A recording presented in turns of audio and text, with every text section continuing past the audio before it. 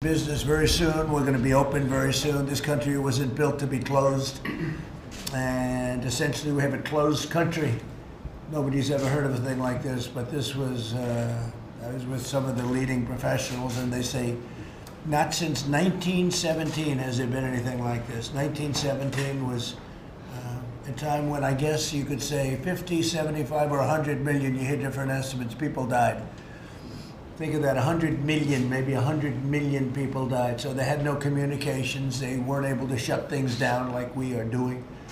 But that was a plague. That was a plague. Started here, actually, went to Europe. We were badly affected, but Europe was really affected. So that was the worst. And so not since 100 years ago, more than 100 years ago, has a thing like this happened. I just want to start by saying it's an honor to be with you. I know most of you one way or the other. Some of you I know, but I know all of you by seeing you on the covers of all the business magazines and the magazines. And you've done a great job, and we'll work this out, and we'll get our energy business back. I'm with you 1,000%. It's a great business. It's a very vital business. And honestly, you've been very fair. You've kept energy prices reasonable for a long period of time. We've got a long period of time with very reasonable energy prices. So I want to thank you all for being here, and maybe we'll start with Mike, please. All right, Mike Worth with Chevron Corporation. Mr. President, proud of the work our people are doing to support healthcare providers, first responders, and all the other vital industries that keep our economy going. Thank you for having us. Thank you, Mike, very much. Appreciate it. Vicki Hollop, Occidental Petroleum. Thank you for allowing us to be here today, and thank you for all you're doing for us. Thank you very much. Thank you, Vicki. Dave Hager, Devon Energy, or an independent oil and gas company out of Oklahoma City, and thank you so much for the leadership that you're providing during this challenging time. You're the right man at the right time to balance all the priorities, and we're going to be back. Thank you very much. We'll get it done, Dave. Thank you very much. Mr. President, Greg Garland, Phillips 66. Again, thank you for great leadership through this pandemic crisis and all that you've done on the stimulus package, really for the American economy. We're proud of our employees that are working to provide energy and improve lives. We think it's going to come back quickly. It's ready. We're ready, and we've got the right packages out there. So we need it to. Very good. We're looking at I think we're going to be really looking very seriously at a infrastructure package where it's so important for our country. You know, as of this moment, Darren, we have $7 trillion plus in the Middle East. For what? For what reason? And we don't put money in our own country. So we're going to do a big package on infrastructure fairly soon, I think, and that's very important. And it's great for you, great for everybody. Darren, please. Thank you, Mr. President. Darren Woods, ExxonMobil Corporation. I'd like to add my thanks for your leadership in this space as well, and say I think all of our companies here are aligned with your objective, which is to get the economy moving and to make people's lives around the world better. Good. Great job you've done. Thank you. Harold Hamm, Chairman of Continental Resources, also out of Oklahoma City. Thanks for having this meeting. I think this is so timely and necessary. Really appreciate your leadership. Also the friendship that you've kept with the Saudis, the Saudi Crown Minister or Crown Prince, and also Vladimir Putin. I know those hadn't been easy sometimes, but and at this time it was particularly needed. So I represent our company as well as the DEPA, Domestic Energy Producers Alliance, and we're about 10,000 companies and individuals, mostly independent producers. That's great. Great job you're doing. I think President Putin and the Crown Prince want something to happen badly. It's certainly terrible for them what's happening too. So they want to see something happen. I've spoken to both of them, and we'll tell you about that in a little while. Thank you very much. Great. Thank you, Mr. President. Jeff Hildebrand, founder and chairman, Hillcorp Energy. Our distinction is we are the only private company here. This is a company that's based in Houston, domestic only exploration and production company. And I'm really here today to represent the independent energy companies, the family-owned businesses that are in this industry, and to give you really that perspective and add to the conversation in that regard. So thank you for your leadership. Appreciate it. Great job. Thank you. You bet. Thank you, Mr. President. Kelsey Warren, Energy Transfer. we're the only pipeline company, and so we try to do business with everybody in this room, and I think we successfully do, actually. So it's an honor to be here, sir, and it's an honor to be in this room with these folks as well. And everyone loves that guy, right? Mm-hmm. We all do. Thank you very much, Kelsey. Great job you're doing, too. He's not an oil and gas man. He's a wonderful person and a wonderful politician, and he wants to see the industry get strong again. So, Kevin, do you have anything to say, by the way?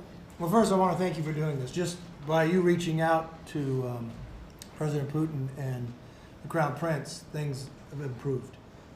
You're looking around a lot of jobs, but what else you're not seeing at this table, a lot of these are small businesses that work with all these individuals around here.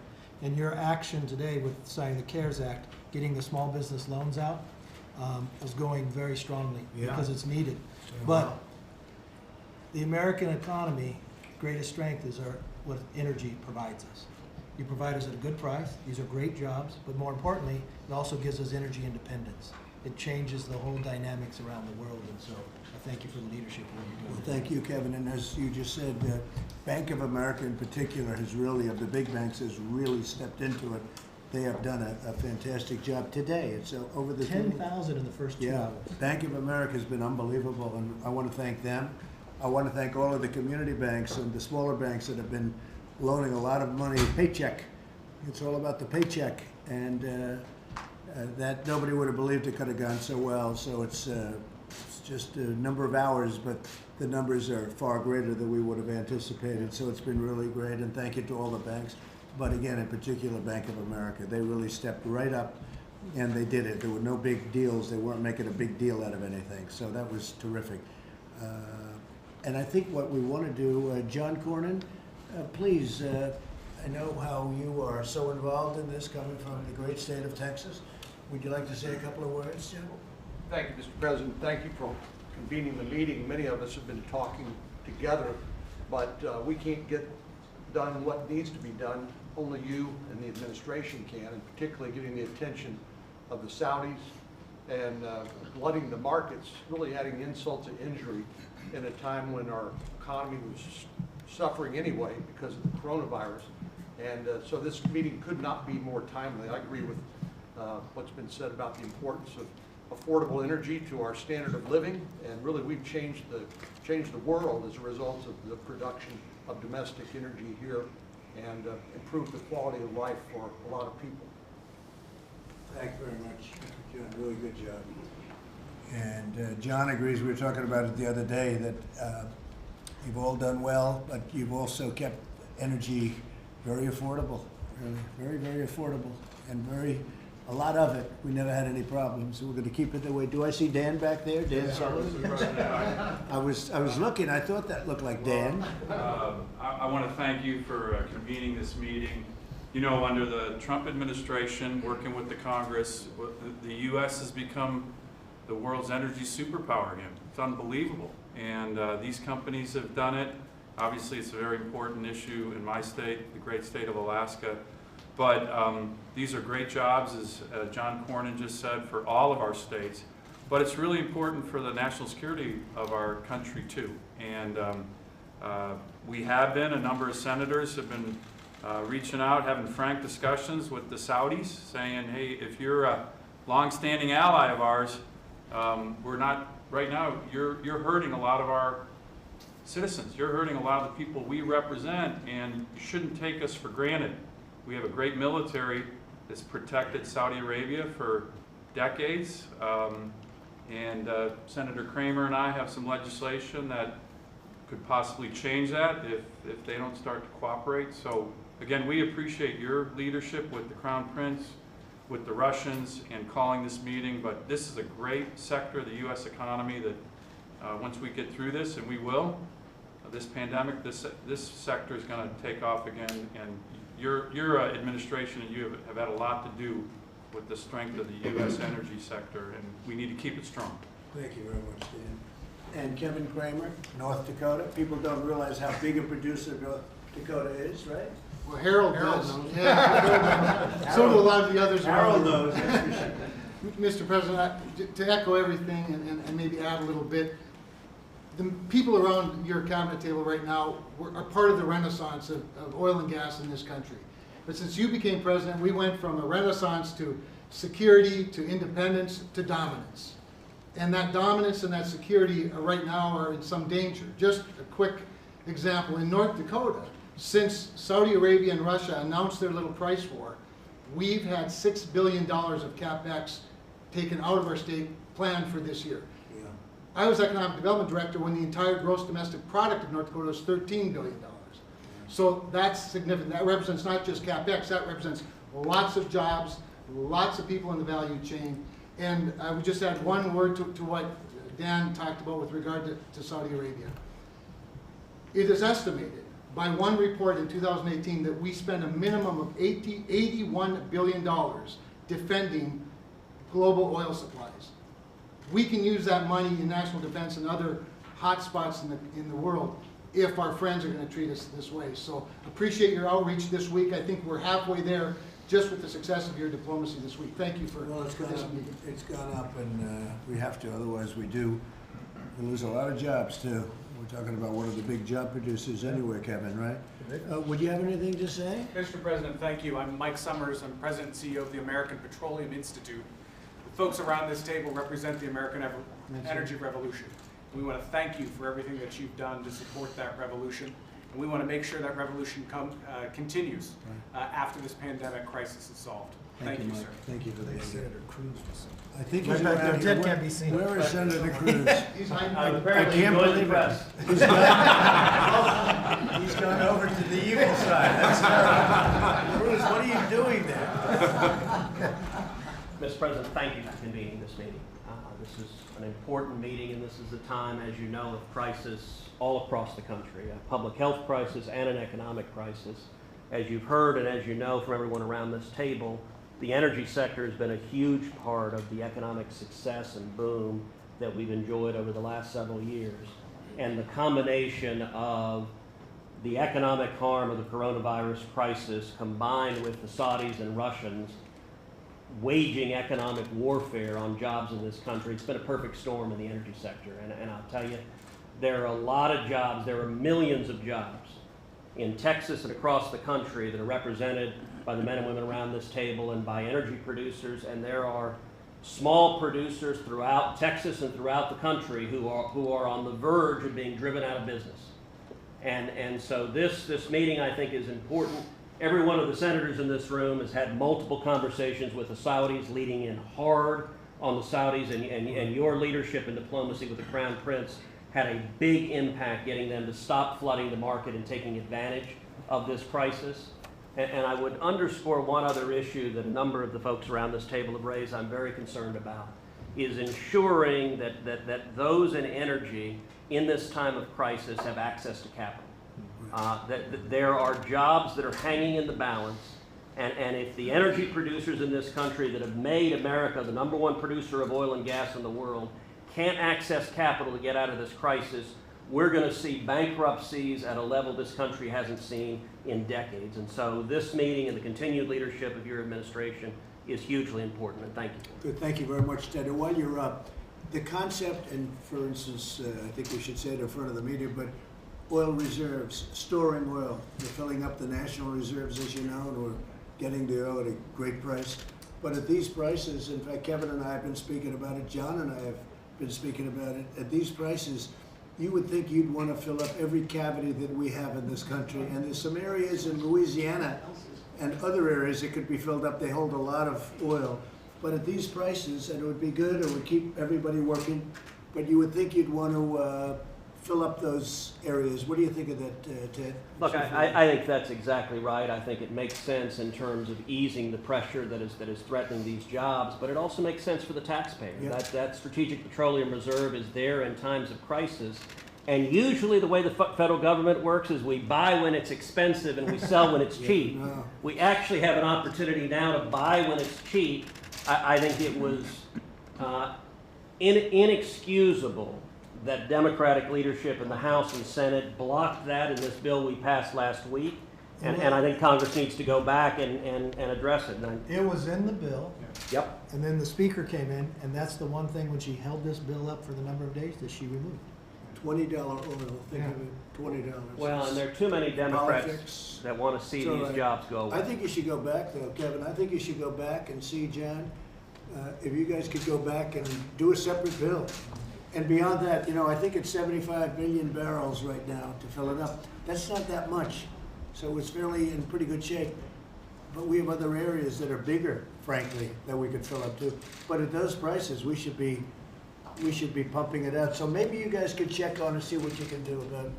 I don't think anyone can reject it. Nobody can reject it. Ted, you'll work on that? Absolutely. Anybody else? David, you guys okay? David, you want to say something? So just one thing, Mr. President. The Department of the Interior manages a large portion of land and part of the offshore. And one of the things we've done over the last 15 days, if you've had the Slow the Spread, we have really had our inspectors out on the front lines working to make sure that the production that's taking place is occurring in a safe and a responsible manner, and thank everybody for their cooperation in that. These jobs are so important to the American people, and it's important that we make sure that we dot our I's and cross our T's too. He's the biggest landlord in the country. Meaning it's called Interior. Interior is a lot of land when you look at it. Thank you. Great job you're doing. So, Dan? Mr. President, thank you. Thank you, sir, for Thank your you, Dan. leadership. My name's Dan Bruyette. I serve the President as the Secretary of Energy. With regard to the storage, Mr. President, happy to announce we went to market this week for 30 million barrels. Notwithstanding the desire of the Congress not to give us new money to pursue this idea, we have found an alternative financing mechanism so that we can. I figured you would. I actually wasn't worried about it. So that we can What find. are you paying per barrel? I'm sorry, sir? What are you paying? It's going to be a little low. What are you paying per barrel? A flexible price? Or They may be paying us. It's going to be a little low. So we're going to go negative, you know, like interest rates, negative. But Mr. President, I just wanted you to know, and for the industry players who are here, we are moving very aggressively. We're using every tool that we have at the U.S. Department of Energy, not only to provide immediate relief for this particular industry and the economy itself, but also to look for technologies that over time will reduce the cost structure for the entire industry. So we're moving out as aggressively as we can, sir. Thank you for your leadership. Dan, check out other areas where you can store oil. Yes, sir. And there's some very big ones, bigger than what we have now. And at these prices, you should do it. Yes, sir. We fill it up, right? Yes, sir. Fill up the tank. Okay, Bob Lighthouser, you've been so great, and this isn't your meeting really, but Bob has done some of the best trade deals ever done in our country, and one of them is it actually kicked in on April 1st, and that's with China, and I hope they're buying a lot. I hope. They are. I believe I just say You want to say something? I'm here to answer questions, Mr. President. So Go ahead. I'll just keep my mouth shut. But the trade deals are working. China's good. We're on track with the USMCA, but I'll just answer He's questions. very shy. That's good. He just wants to make deals, that's all. And you've done a great job. Thank you very much. We will have a news conference at about 5 o'clock, 5:15 maybe. And so we'll see you in a little while. We'll answer questions. But this is a great group of leaders. And we've got to make sure that we preserve and even make greater our energy industry. And I want to thank all of the senators and congressmen, the boss here, for being here and for working so hard. They are, I'll tell you what, they are calling me constantly. They want your industry to be successful, and they're going to make it that way. We're all going to make it that way. So I'll see you at 5 o'clock, and same place. We look forward to it.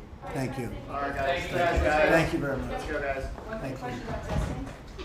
Is anybody in here tested for coronavirus? We got the new guidance.